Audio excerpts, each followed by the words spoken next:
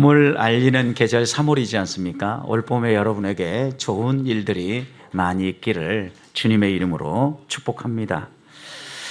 하나님이 함께 하시고 하나님이 우리와 동행하시며 우리의 삶을 책임진다면 좋은 일은 반드시 일어나게 되어 있습니다. 하나님은 우리에게 좋은 것 주시기를 원하시는 분이십니다. 그런데 여러분, 우리의 삶을 살아가다 보면 항상 예수 믿는다고 해서 만사가 형통하는 것만은 아닙니다. 때때로 여러 가지 장애물을 만나기도 하고 고난을 겪기도 하고 우리가 생각했던 것과 다른 결과가 펼쳐질 때도 있습니다. 그러나 하나님은 우리를 이유가 있어서 때리시는 것입니다. 이유가 있어서 질병 가운데 고통을 받게 하시는 겁니다. 하나님의 본심은 우리가 얻어맞고 쓰러지기를 원하지 않으십니다. 망하는 걸 하나님이 원하지 않으십니다.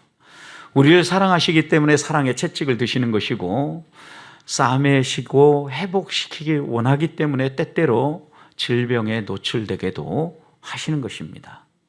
이런 하나님의 뜻을 우리가 마음속에 새긴다고 하면 하나님을 끝까지 붙잡는 것이 믿음이라는 것을 생각해 볼 수 있습니다. 당장 눈앞에 우리에게 좋은 일만 해주어서 따라가는 것이 아니라 때때로 어려움도 만나고 좁고 협착한 길도 만나지만 하나님이 결국은 우리에게 가장 좋은 것을 주시고 마지막 평안의 길로 인도하신다라는 것을 흔들림 없이 믿고 따라가는 것, 이것이 신앙생활입니다. 저는 올 봄에 우리 모든 보배의 성도들이 이 믿음을 가지고 주님을 따라 한 발 한 발 믿음의 길을 걸어가시기를 주님의 이름으로 축복합니다. 오늘 우리가 함께 읽은 말씀은 10계명에서 7번째 계명, 간음하지 말라는 계명입니다. 간음하지 말라는 것은 명백합니다. 남의 아내, 남의 남편과 성관계를 맺지 말라는 말씀입니다. 우리 주님은 이 말씀에 하나 더 덧붙여서 남자를 보고 음욕을 품던 여자를 보고 음욕을 품던 음욕을 품은 사람은 이미 간음하였다라고 말씀하셨습니다. 행위 못지않게 그 행위를 유발하는 우리들의 마음가짐도 중요함을 우리 주님은 분명하게 말씀하신 것입니다. 예수님은 음행한 일 없이 여인을 버리는 것도 간음하는 것이고 또 버린 여인에게 장가가는 것도 음행하는 것이다, 간음하는 것이다 라고 말씀하셨습니다. 이런 말씀들을 생각해 보면 우리의 인생살이에 있어서 이 간음이라는 것, 음행이라는 것은 참 가까이에 있지만 우리 주님이 또 성경의 분명한 말씀이 어떻게 우리의 가정을 지키고 어떻게 우리에게 거룩한 삶을 살라고 하는지를 다시 한번 마음에 새겨봐야 합니다. 그러기 위해서는 구약 성경에서는 우리에게 어떻게 가르치고 또 신약에서는 어떻게 가르치는가를 동시에 좀 살펴봐야 합니다. 여러분, 구약 성경의 말씀대로 이 십계명의 말씀을 이스라엘 백성들이 받았을 때 어떤 마음을 가졌겠습니까? 간음하지 말라라는 이 말씀은 남의 아내를 가까이 하면 안 된다, 남의 아내 멀리 해야 된다라고 그들은 마음에 새겼습니다. 이 말씀은 이웃의 권리를 빼앗지 말라는 겁니다. 이웃의 어떤 권리입니까? 결혼의 순결을 지킬 수 있는 권리, 또 그 당시 구약 시대에는 가문 중심으로 결혼이 이루어졌기 때문에 혈족의 순수성을 깨뜨리지 말라라는 이런 명령이 이 안에 담겨져 있는 겁니다. 그런데 재미있게도 구약 시대에는 이렇게 남의 아내, 남의 남편을 넘보지 말라고 말씀하면서 또 하나 우리에게 교훈하는 바는 의외로 성경에 남자들이 창녀와 자는 것을 크게 문제로 부각시키지 않는다라는 겁니다. 대표적인 예로 유다가 창녀와 잠자리를 같이 하죠. 자신의 며느리인지도 모르고. 그러나 나중에 그것이 발각되어졌을 때 여러 가지 조치를 취하는데 결국 이것이 죄라고 해서 성경이 명하는 대로 근친상간의 죄를 물어서 돌팔매질을 하지 않습니다, 여러분. 근친상간의 죄는 돌로 다 죽여야 될 죄에 해당되지 않습니까? 그 얘기는 그 당시에 이런 몸을 파는 사람들과 잠자리를 갖는 것을 문제시하지 않았다라는 전제가 깔려져 있는 겁니다. 또 삼손이 여러 여인들과 잠자리를 합니다. 그때그때마다 가면서 이렇게 하지만 그럼에도 불구하고 하나님 손에 쓰이는 사사로서의 역할을 감당합니다. 결국은 두 눈이 뽑혀서 이스라엘 구원을 위해서 마지막 힘을 모으긴 하지만 그 여인을 사랑하고 여인과 잠자리를 하는 것에 대해서 간음죄로 얘기하거나 또한 이것을 돌로 쳐 죽여야 될 죄로 성경은 말하지 않는다라는 겁니다. 그 얘기는 그 당시에 문화 자체가 자연스럽게 남의 아내, 가정의 권리를 깨트리지 않는 범위 내에서는 이런 성관계를 허락했다라는 것을 볼 수 있습니다. 레위기 20장 10절 말씀을 보면 이렇게 얘기합니다. 누구든지 남의 아내와 간음하는 자, 곧 이웃의 아내와 간음하는 자, 그 간부와 그 음부는 반드시 죽이라고 이야기를 합니다. 그러니까 결혼의 문제, 가정의 문제가 결부되어졌을 때는 명확하게 이렇게 말씀합니다. 그리고 약혼한 사람이 있는데 약혼한 사람이 결혼하기 전에 다른 남자와 동침을 하면 이 사람들도 역시 죽이라고 이야기를 합니다. 왜냐하면 약혼은 결혼과 마찬가지이기 때문에 결혼을 준비하고 있는 사람으로서 그렇게 하지 말라고 분명히 이야기할 뿐만 아니라 이런 경우는 돌로 쳐 죽여야 된다라고 이야기를 합니다. 또 강간을 당했을 경우에 대해서도 성경은 명백하게 이야기를 하죠. 그런데 이 강간을 당하는 상황이 어떤 상황인가를 매우 중요하게 다룹니다.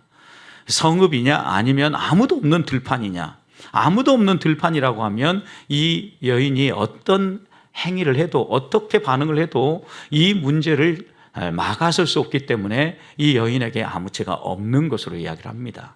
그러나 성읍에 있는데 이 여인이 큰 소리로 외치거나 도움을 요청하지 않았다고 하면 이것은 통간에 해당되기 때문에 쌍방을 다 돌로 쳐 죽이라고 이야기를 하지요.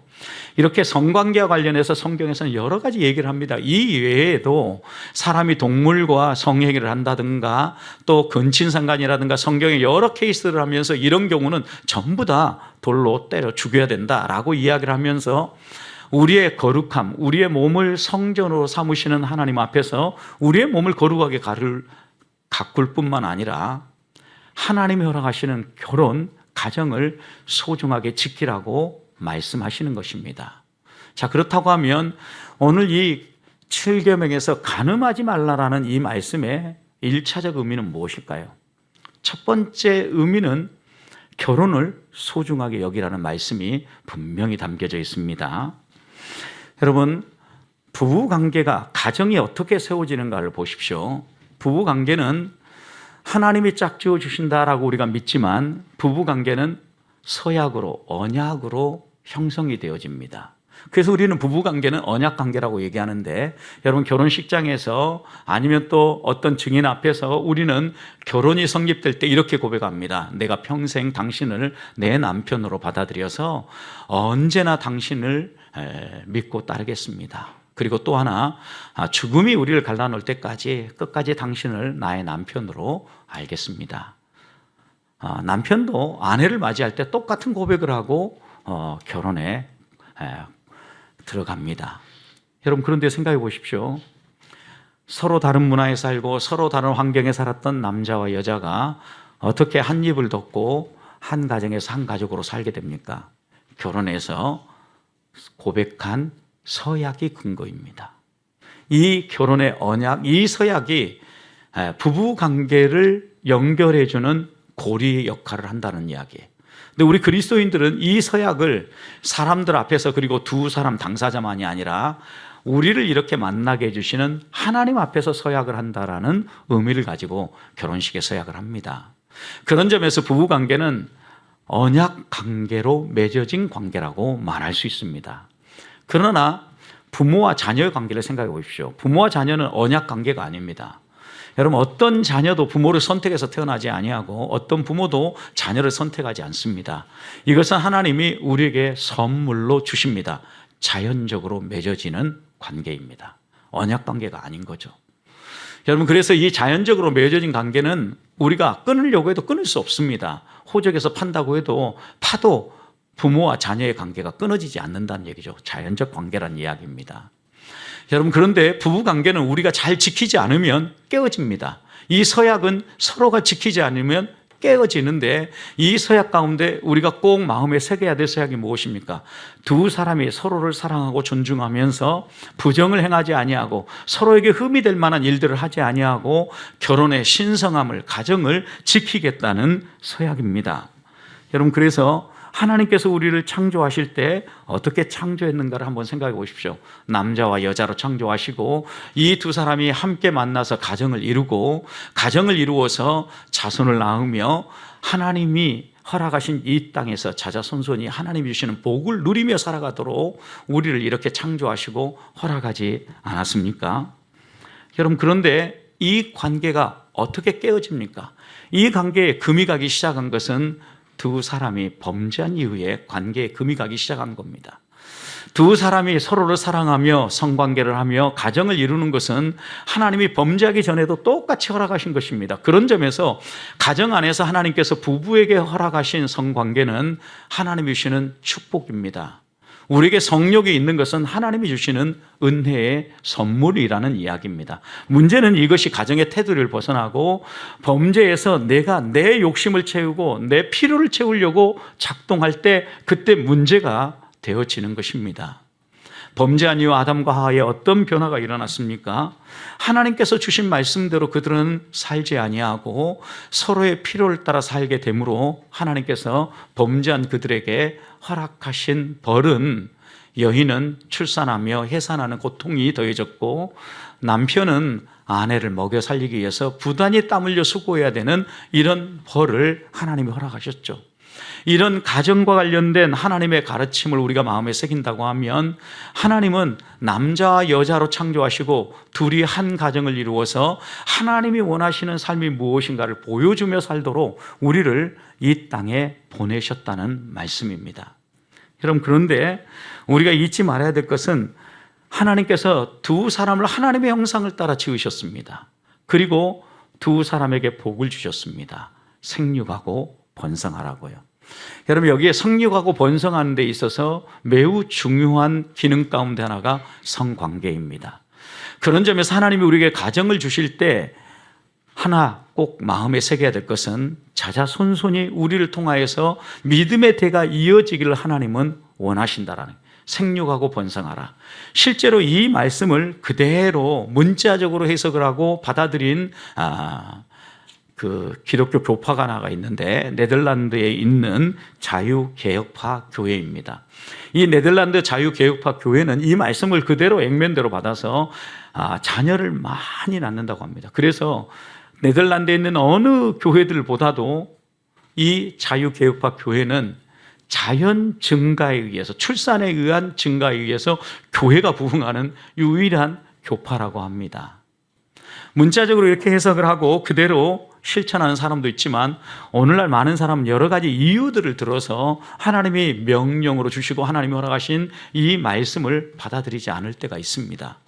결국 하나님이 우리에게 주시는 이 말씀을 다시 새겨보아야 될 것은 그렇게 우리가 자녀를 낳지 않는 이유가 무엇인가를 생각해 봐야 합니다. 우리가 가끔 이렇게 생각합니다. 우리가 살아가기도 힘든 세상인데 자녀까지 낳아서 이 고생을 시킬 이유가 있겠냐고. 죄 많은 세상을 우리가 더 이렇게 살려내는 것보다 빨리 죄 많은 세상은 끝내는 게 좋겠다, 이런 생각을 할 때가 있습니다. 여러분, 그러나 성경은 그렇게 가르치지 않는다는 걸 아셔야 합니다. 이스라엘 백성이 범죄함으로 말미암아 바벨론의 포로로 잡혀갔습니다. 여러분, 그런데 이 바벨론의 포로로 잡혀갔는데 그곳에서 예배할 수도 없고 신앙을 지키기도 어려웠습니다. 이방 문화가 그들을 공격하고 흔들고 있었기 때문입니다. 그런 그들을 향하여서 예레미야는 떠나가기 전에 당부하고 분명하게 말씀합니다. 예레미야 29장 5절 6절, 너희는 집을 짓고 거기에서 살며 텃밭을 만들고 그 열매를 먹으라. 아내를 맞이하며 자녀를 낳으며 너희 아들이 아내를 맞이하며 너희 딸이 남편을 맞아 그들로 자녀를 낳게 하여 너희가 거기서 번성하고 줄어들지 아니하게 하라. 여러분, 바벨론에 가서도 예레미야는 이스라엘 백성 포로로 잡혀가는 그들을 향해서 당부하는 겁니다. 시집가고 장가가라는 거죠. 그리고 자녀를 낳으라는 거죠. 번성하여서 대가 끊어지지 않도록 하라는 거예요. 왜요? 하나님은 그들을 심판하고 포로로 잡혀갔지만 그것이 끝이 아니라 다시 돌아오게 하실 계획이 있기 때문에 아무리 이 세상이 험하다 할지라도 하나님은 이 세상을 섭리하고 다스리면서 하나님 나라가 이 땅 가운데 세워지도록 이끌어 가신다라는 거죠. 세상이 험하다고 해서 자녀 낳기를 포기하지 말라라는 말씀입니다. 여러분, 그런데 하나님은 믿음의 자녀인 우리들에게도 하나님과 우리의 관계를 부부 관계로 표현합니다. 하나님과 이스라엘의 관계도 부부 관계로 표현합니다. 그래서 여러분 생각해 보십시오. 너희를 내 남편, 내 아내로 삼는다라고 이야기를 하고, 특히 호세아 선지자는 이것을 단적으로 보여주기 위해서 음행하는 고멜을 아내로 맞이하라고 하지 않습니까? 그래서 하나님은요, 우리들이 하나님 외에 다른 신을 섬기며 우상을 숭배할 때 뭐라고 얘기합니까? 간음했다라고 얘기하죠. 그래서 어떤 간음이라고 얘기합니까? 영적인 간음이다라고 이야기를 하는 겁니다. 이것은 하나님과 우리의 관계를 부부 관계로 설정하기 때문입니다. 우리가 예수 그리스도를 믿고 예수 그리스도를 따른다라는 것은 하나님과 부부 관계에 들어가는 것처럼 이 세상을 살아가겠다는 의미입니다. 그래서 거듭났다는 의미는 우리가 주님과 연합한다는 의미입니다. 모든 것을 하나로 함께하면서 주님처럼 생각하고 주님처럼 살아가겠다는 말씀 아닙니까? 그래서 7계명 이 간음하지 말라는 이 말씀이 우리에게 첫 번째 교훈하는 강력한 메시지 가운데 하나는 하나님이 허락하신 가정을 잘 지키라는 것입니다. 가정을 지키는 방법은 하나님이 주시는 이 선물, 성관계, 성욕도 잘 지켜서 자자손손이 믿음의 대가 이어지도록 너희가 생육하고 번성하라는 것입니다. 하나님과 우리의 관계도 우리가 잘 지켜서 이방 신들을, 우상을 기웃거리지 말고 믿음의 길을 걸어가면서 이 믿음을 이웃들과 나누면서 또 복음을 나누면서 이 믿음의 대가 끊어지지 아니하고 계속해서 이어질 수 있도록 복음을 전하며 하나님의 사람으로 살아가라는 것입니다. 이것이 결혼을, 가정을 지키는 일입니다. 두 번째, 이 7계명 간음하지 말라라는 말씀이 우리에게 교훈하는 의미가 또 하나 있습니다. 그것은 언약을 깨트리지 말라는 겁니다. 언약. 어떤 언약입니까? 결혼 서약입니다. 여러분, 두 사람이 결혼할 때 어떤 서약을 한 겁니까? 끝까지 내가 당신을 위해서 남편으로, 아내로 살겠다라는 겁니다. 이게 살아가는데 미워하면서 싸우면서 살겠다는 의미가 아니죠. 우리가 우스갯소리로 흔히 그렇게 얘기하지 않습니까? 나이가 들어가면 이제는 사랑이 아니라 뭐 때문에 산다고 이야기합니까? 정 때문에 산다고 이야기를 합니다. 내가 아니면 누가 당신하고 살아주겠냐라는 그 정 때문에 산다고 이야기를 합니다. 그런데 하나님은 한결같이 뭐라고 얘기하냐면 정 때문에 사는 게 아니라 사랑으로 살라고 이야기를 하십니다. 이게 언약을 지키는 겁니다. 이게 언제까지입니까? 하나님이 죽음으로 갈라놓을 때까지. 우리 이서약하고 부부 관계로, 결혼 관계로 들어온 거 아닙니까? 가정이 된 거죠. 그런데 우리는 가끔 살아가면서 여러 가지 불편한 일들이 있으면 하나하나 깨트립니다. 그리고 내가 원하는 대로 반응을 합니다. 여러분, 심지어 결혼의 언약을 깨트리는 게 이혼이죠. 이혼을 할 때 여러분, 무엇이 이혼의 조건입니까? 많은 사람들이 요즘은 이혼을 할 때 성격 차 때문에 못 살겠다고 얘기를 합니다. 그리고 또 어떤 때에는 나에게 함부로 대해서 못 살겠다고 이야기를 합니다. 언약을 다 깨트린 거죠. 결혼의 서약을 깨트린 거예요. 이걸 안 지키는 거죠. 그리고 나서 이렇게 얘기합니다. 내가 결혼식 할 때에는 눈에 무언가가 뒤집어 씌워졌나 보다고. 여러분, 누구나 결혼할 때 눈에 무언가 안 뒤집어 씌워지면 결혼 안 합니다. 뭔가 득실을 따지면 결혼 안 한다는 얘기죠. 여러분, 그러나 결혼을 지키는 것, 가정을 지키는 것은 언약을 지키는 것이에요. 내가 눈꺼풀에 씌어서 계약을 했던, 무슨 계약을 했든지 간에 그 계약을 어떻게 하라는 거예요? 소중히 여기고 끝까지 지키라는 게 이 7계명 간음하지 말라는 말씀의 중요한 두 번째 교훈이라는 말씀입니다. 여러분, 그리고 또 하나는 우리가 결혼 관계에 있어서 요즘은 어떤지 모르겠습니다. 결혼하면 이렇게 이야기를 합니다. 주도권을 잡아야 된다고. 왜요? 끌려다니다 보면 결혼 생활이 피곤하다고. 그래서 결혼 초기에는 남편과 아내가 서로 주도권 경쟁을 합니다. 누가 권력을 쥘 건가? 누가 재정권을 쥘 건가? 누가 인사권을 쥘 건가? 이 싸움을 하는 거죠. 여러분, 그런데 하나님은 두 사람, 남자와 여자를 창조할 때 결코 차별하거나 차이지게 창조하지 않았다라는 겁니다. 그런데 많은 경우 차별을 하는 경우가 허다하고, 오늘 우리 사회에도 이런 차별의 문화가 그대로 있을 뿐만 아니라 구약 시대에는 이 차별의 문화가 더욱 심했습니다. 여러분, 우리 안에 일반적으로 진행되어지는 문화를 보십시오. 여러분, 우리들이 결혼 서약을 하고 이 결혼을 꼭 지켜야 됨에도 불구하고 마태복음 19장에 보면 바리새인들은 예수님에게 찾아와서 이렇게 질문합니다. 예수님, 어떤 경우에 이혼할 수 있습니까? 라고 묻습니다. 그럴 때 예수님이 뭐라고 대답합니까?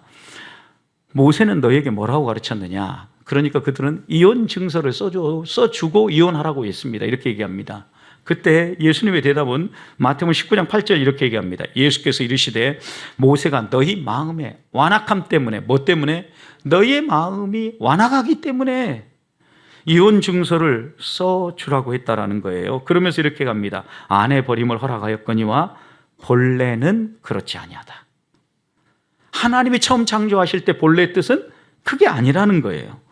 그러면서 9절 이렇게 얘기합니다. 내가 너희에게 말하니 누구든지 음행한 이유 외에 아내를 버리고 다른 데 장가드는 자는 간음하는 것이니라. 여러분, 그러니까 예수님께서 말씀하시는 이혼의 유일한 조건이 하나 있어요. 그게 뭡니까? 음행이에요. 음행. 외도. 이것 외에는 이혼은 불가다. 반드시 하나님은 가정의 언약을, 결혼의 언약을 지키라고 이야기하는 거예요.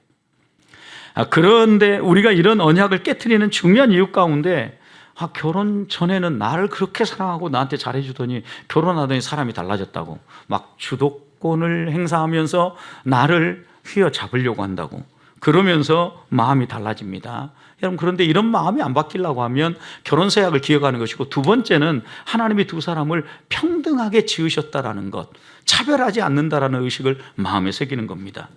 하나님의 형상을 따라 사람을 창조하셨죠.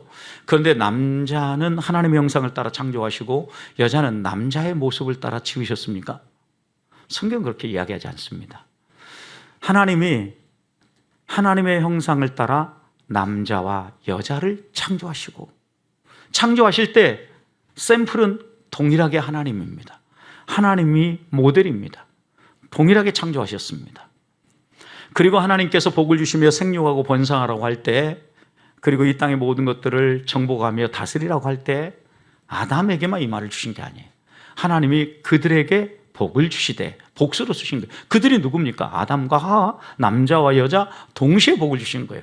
그러니까 우리가 한 가정을 이루어 살아갈 때요, 남녀가 구별되어지지만 차별해서는 안 된다는 것을 말씀하는 겁니다. 또 성경을 좀 아는 분들은 이렇게 주장을 합니다. 성경에 분명히 하나님이 하를 창조하시고 인도한 다음에 돕는 배필로 하를 데려오지 않았냐고. 남편은 주도적으로 일을 하고 아내는 옆에서 조수처럼 돕는 거라고, 이렇게 생각을 합니다. 여러분 생각 어떻습니까? 남편은 주도적으로 일하고 아내는 돕는 조수입니까? 여러분, 이 얘기는 돕는 배필이라는 이 단어 자체를 철저하게 오해했기 때문입니다. 여기 돕는다라는 단어는 성경에서 20회 정도가 사용되어지는데 20회가 사용되어질 때 다 하나님을 가리켜서 사용되어졌어요. 하나님이 우리의 도움이시라. 하나님이 우리의 도움이시다라고 할 때 이 도움이라는 이 표현이 바로 돕는다라는 의미예요. 여러분, 그래서 이 말씀이 의미하는 바라면 어려움이 처했을 때 하나님이 우리에게 찾아오셔서 우리를 도와주시고 우리를 이끌어주시고 우리를 세워주는 것처럼 너희가 어떤 관계를 맺으라는 거예요.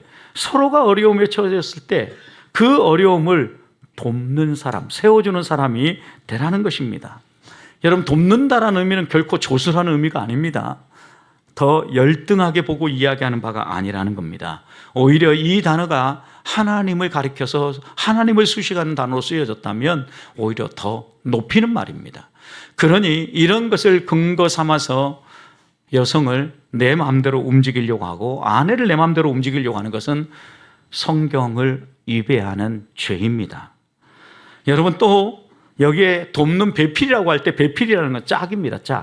짝은 여러분 이런 거죠. 오른손이 있으면 왼손이 있습니다. 이 두 손이 함께 짝이 되어서 건강한 사람의 손을 이룹니다. 여러분, 그래서 성경에서도 사람의 손을 일반적으로 표현할 때는 암이란 단어에 항상 복수 s를 붙입니다. 왜요? 두 손이 같이 있어야 이 사람은 건강한 사람이기 때문에. 여러분, 이 말씀의 의미는 뭐냐? 짝이라는 이 의미는 없어서는 안 될 존재라는 거예요. 함께 있음으로 말미암아 하나가 되어지고 건강한 삶을 살아갈 수 있다라는 거예요. 결코 차별을 이야기하려고 주신 말씀이 아니라는 것을 성경은 분명히 이야기를 합니다. 또 어떤 분은 이렇게 얘기합니다. 남자를 먼저 창조하고 남자의 갈비뼈를 뽑아가지고 여자를 창조했으니까 남자가 우선이고 여자가 나중이다 라고 이야기를 합니다. 여러분, 이 생각도 역시 잘못됐음을 성경을 통해서 우리가 조금만 살펴보면 알 수 있는데, 하나님이 천지 만물을 창조할 때 어떻게 창조하셨습니까? 우주 만물을 다 창조하시고 가장 소중한 존재를 언제 창조하셨어요? 첫째 날이에요? 마지막 날이에요? 마지막 날이에요. 여러분, 그러면 만약 그런 주장을 한다고 하면 남자가 더 귀합니까? 여자가 더 귀합니까? 나중에 지은 존재가 더 소중하게 여겼으니까 여자가 더 소중하다고 여자를 더 받들어야죠, 여러분. 그런데 이것을 반대로 적용하고 어리석은 표현을 할 때가 있다는 겁니다. 이런 말씀들을 제가 여러분과 나누는 것은 결혼의 언약 관계를 지킴에 있어서 어느 한쪽에 어떤 강요가 있어서는 안 된다는 거죠.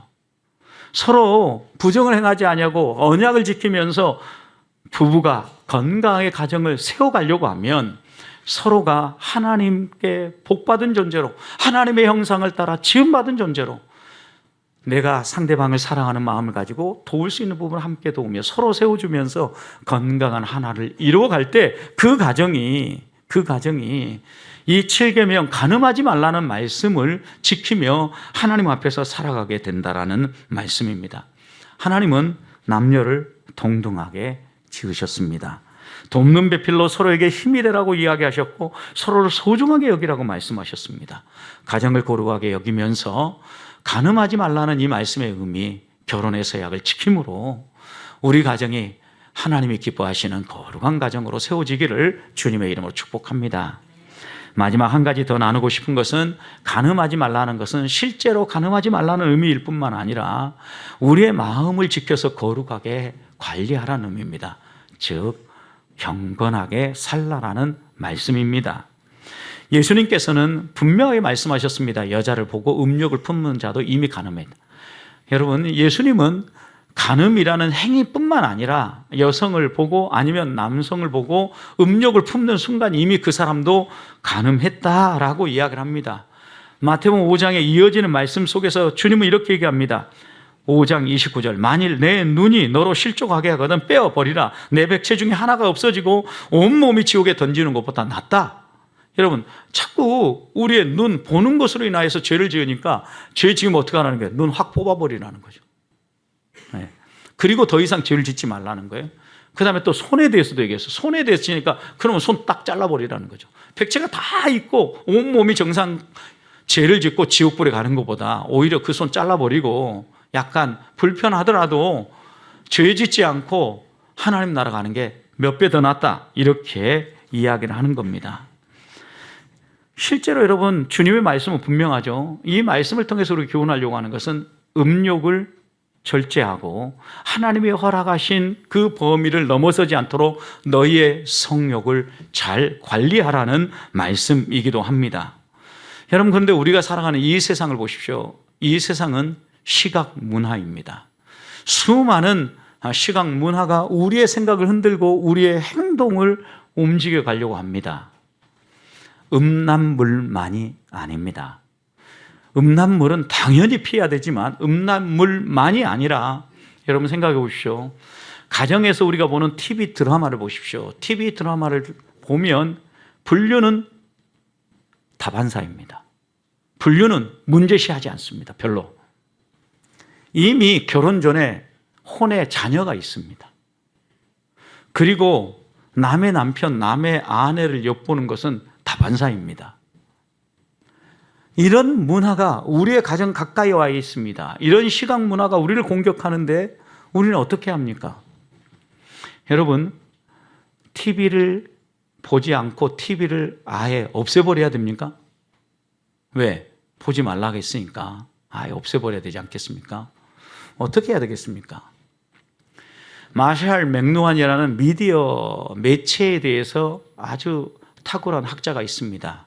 1950년대 이가 쓴 모든 그 글들이 오늘날 매체학을 이끌어가는 핵심적인 개념이 되고 있는 이런 학자인데, 이분은 이런 얘기를 했습니다. 미디어는 메시지다. 미디어 is 메시지. 그리고 그 다음 한 번 더 얘기하기를 미디어는 또한 마사지다. 미디어 is 마사지.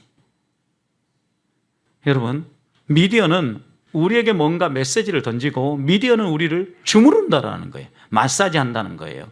예를 들어서 음란물을 자꾸 보면 우리의 생각이 음란한 생각으로 채워져요. 결국 이렇게 우리는 마사지 당해서 결국 음란한 행동을 하게 된다는 거죠.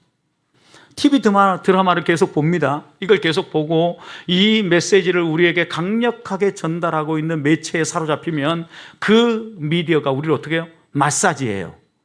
그러면서 우리는 어떤 생각을 합니까? 아, 저렇게 사는 사람도 있네라고 처음은 생각합니다. 그러다가 그 다음 그런 상황이 펼쳐져 가지고 내가 어떻게 할까 고민할 때 그렇게 살아보는 것도 괜찮겠는데? 라고 생각을 합니다. 그리고 죄를 짓고 나서는 어떻게 합니까? 다른 사람도 다 그렇게 사는데 이렇게 이야기를 합니다. 이미 매체에 의해서 우리는 마사지 당하고 이것이 우리의 삶의 방식인 것처럼 여기며 살아가게 되는 겁니다. 그래서 우리는 미디어 매체에 대해서 그냥 보고 지나가면 안 됩니다. 미디어를 볼 때 우리의 생각을 깨워서 정확하게 분별할 수 있어야 합니다. 하나님은 저렇게 살라고 말씀하지 않은데 참 세상 어렵구나. 우리의 자녀는 이런 문화 속에서 살아가려고 하면 힘들겠구나. 내가 하나님의 말씀으로 어떻게 우리의 자녀를 가르치고 어떻게 우리 아들을 우리 딸을 교육시켜야 될지 마음에 다시 한번 다짐하고 그 매체를 바라봐야 하는 겁니다. 그러면 주님은 무슨 의미로 너희 눈이 범죄케 하면 눈을 뽑아버리고 너희 손이 범죄케 하면 손을 잘라버리라고 얘기했을까요? 실제로 3세기에 아프리카 알렉산드리아 교부로 활동했던 오리게네스는 이 말씀을 문자적으로 적용했습니다. 금욕적인 삶을 살고 하나님 앞에서 경건하게 살고자 애를 썼는데 자꾸 성욕이 올라와서 자기로 하여금 범죄하게 만드니까 자신의 성기를 잘라버렸습니다. 정말 이렇게 하라는 말씀일까요, 여러분? 이 본문을 주의한 존 스토트 목사님은 이 말씀을 이렇게 주의했습니다. 눈을 통해 유혹을 받게 되어 죄를 짓게 하거든 내 눈을 뽑아버리라는 말씀은 곧 보지 말라는 말씀이다. 실제로 눈을 뽑아버려서 유혹한 것들을 더 이상 볼 수 없는 사람이 된 것처럼 행동하라는 말씀이다. 분명하죠, 여러분? 눈을 뽑아버리라는 것은 그것을 보지 말라는 말씀이라는 거예요. 눈을 뽑아서 볼 수 없게 된 것처럼 생각을 하고 그것은 전혀 관심도 두지 말고 보지 말라는 말씀이 눈을 뽑으라는 말씀이라는 거예요. 손이나 발이 하는 것도 역시 마찬가지입니다. 우리의 손이나 우리 발이 우리로 하여금 범죄하게 한다면 손이 없는 것처럼 생각을 하고 그 일을 하지 말라는 거예요. 그리고 발이 잘못된 길로 가서 너희를 죄를 짓게 만들면 그곳에 가지 말라는 거예요. 그럼 그것이 자기를 쳐 복종시키는 것이며 주님께서 우리로 하여금 간음하지 말고 경건하게 살라고 하신 말씀의 의미라는 것을 잊지 말아야 합니다. 실제로 간음 현장에서 한 여인이 예수님 앞에 잡혀왔습니다. 바리새인이 예수님을 시험합니다. 예수님이 이 여인을 어떻게 해야 됩니까? 예수님이 돌로 쳐 죽이라고 하면 그 당시에 유대인들에게는 사형권이 없었습니다. 로마의 법 제도 아래에서만 사형 선고를 할 수 있었습니다. 그러니 죽이라고 하면 로마 법을 위배하는 사람으로 공격하려고 했던 것이고, 또 이 여인을 그냥 풀어준다고 하면 유대인들의 율법을 제시해서 이 사람이 율법을 무시하고 자기 마음대로 행동하는 사람이라고 공격하려고 이 간음 현장에 잡힌 여인을 데려온 것입니다. 예수님은 조용히 그들 앞에서 머리를 숙인 다음에 땅에 무엇인가를 쓰셨습니다. 학자들은 아마 이때 십계명 말씀을 쓰지 않았을까라고 추측합니다. 어떤 것을 쓰셨든 상관없습니다. 시간을 벌은 것입니다. 그리고 난 다음에 우리 주님은 이야기하셨습니다. 너희 가운데 죄 없는 자가 이 여인에게 먼저 돌을 들어 때려라. 곰곰이 생각을 해보니까 이 사람들이, 나도 제가 있거든요, 한 사람 두 사람 다 떠나갔습니다. 예수님은 그 말씀을 하시고 떠나가는 것을 살펴보고 누가 떠나가는가 누가 안 떠나가는가 살핀 게 아니라 머리를 숙여 다시 땅에 글을 쓰셨다라고 기록하고 있어요. 그리고 모든 사람이 다 떠나갔을 때 우리 주님은 다시 일어나셔서 여인에게 묻습니다. 너를 정죄하는 여인들이 있느냐? 사람들이 있느냐? 여인이 없습니다라고 대답합니다. 그때 우리 주님은 말씀하십니다. 나도 너를 정죄하지 아니한다. 대신에 당부를 합니다. 이제 집으로 가라. 그런데 가서 더 이상 이런 죄를 짓지 말아라 라고 당부하고 이 여인을 보내지 않습니까? 두 번 다시 죄를 짓지 말라. 이것이 눈을 뽑아버려라.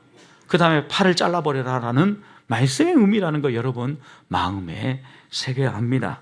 하나님은 우리가 거룩하게 살기를 원하십니다. 이 세상 문화에 오염되어져서 세상과 타협하며 세상과 짝을 지며 영적인 간음, 또 육체의 간음, 또 우리가 보는 것으로 인해서 넘어져서 우리의 생각이 오염되어져서 음행하는 사람으로, 간음하는 사람으로 살아가기를 원치 않으십니다. 한 주간 보는 것을 조심하십시다. 말씀을 가까이 하십시다. 거룩한 생각을 품으십시다. 하나님 백성답게 사는 길이 무엇인가를 생각하십시다. 그리고 우리의 언어와 우리의 행동을 통하여서 하나님을 닮은 거룩이 묻어나고 성품이 묻어나서 땅끝까지 우리 주님을 자랑하며 살아가는 주의 자녀들이 되시기를 주님의 이름으로 축복합니다.